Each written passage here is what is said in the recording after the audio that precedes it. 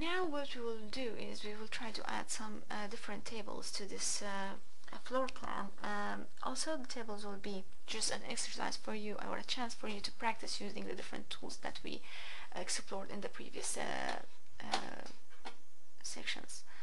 So if I click on the circle, for example,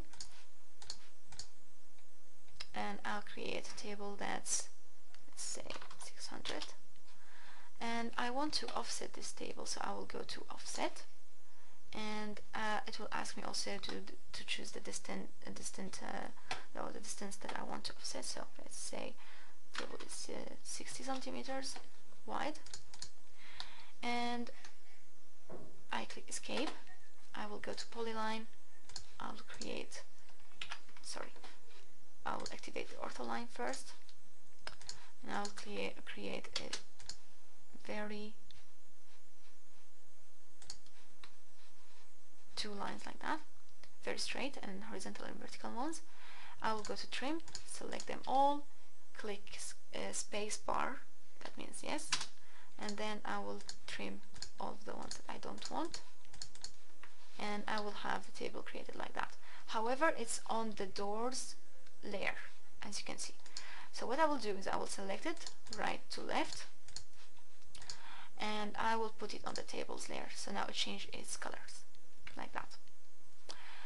To ensure that I am working on the table layer, I'm going to select it again, and now I will create a layer that is rectangle, sorry, not a layer, a table. I'm just going to specify that this is the first full corner or second corner, let's say like that. That's small, but you can always stretch it like this. What if you want to rotate it? So we will explore now the rotate. I'm just going to click on it from modify. You select the object either by one click and click rotate, and this is, for example, the base point for the rotation. If the ortho is activated, as you can see, it's rotating on a very specific angle, which is 90 degrees. If I deactivate, you can keep the order working and just click on the polar, okay, polar tracking. And now I want to rotate it 45 degrees and move it, so I will select it again and move here, and it's a 45 degrees. If I want to copy, I select it and I will go to copy, click on the base point, and just keep copying it on 45 degrees like that. You can also specify the distance between the tables. You can select them all and move them around your screen wherever is convenient for your design, whatever it is. If you want to create a free shape, you can always have the polar tracking on, and let's say I want to create my table like that on the corner right away. So you just go ahead,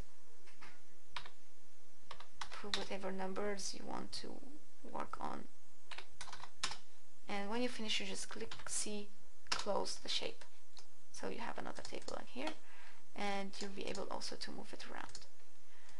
If you want to add a chair, which is a circle, you can just do that like that. You can also specify like how big you want it to be, so you can play around like this. Escape, you exit.